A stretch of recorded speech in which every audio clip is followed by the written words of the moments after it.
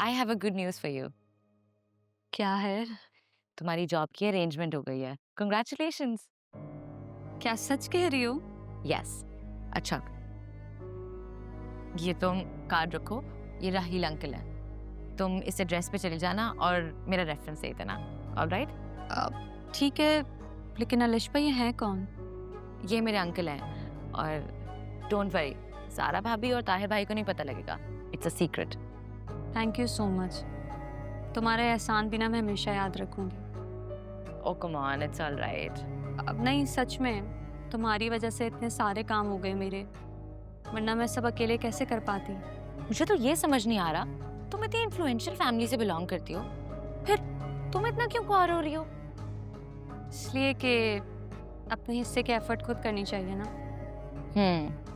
It's an impressive thought, मगर मुझे ये समझ नहीं आ रहा कि तुम्हारे इतने नामवर रिश्तेदार हैं, लेकिन उनसे तुम्हें कोई फायदा नहीं है, या फिर वो सिर्फ तकलीफ देने के लिए हैं तुम्हें?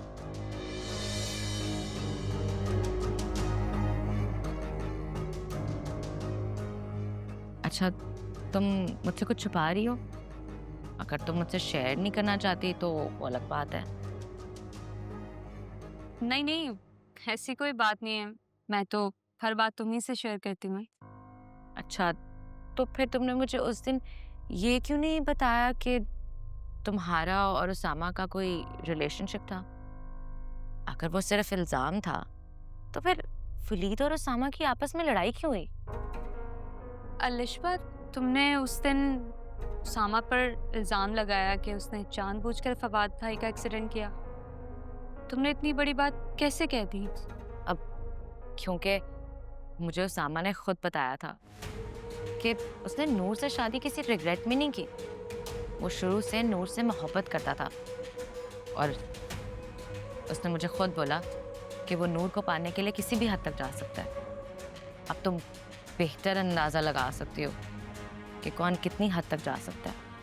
इसका मतलब है कि मोहब्बत अगर जुनून बनकर सर पे सवार हो जाए तो फिर इंसान बेबस हो जाता है। मुझ जैसे नहीं, जो बेबस और नाकाम होकर मोहब्बत में खुद अपनी जान देने का सोचते हैं। और कुछ लोग अपनी ख्वाहिश पूरी करने के लिए किसी की जान लेकर अपने रास्ते का कांटा हटा देते हैं।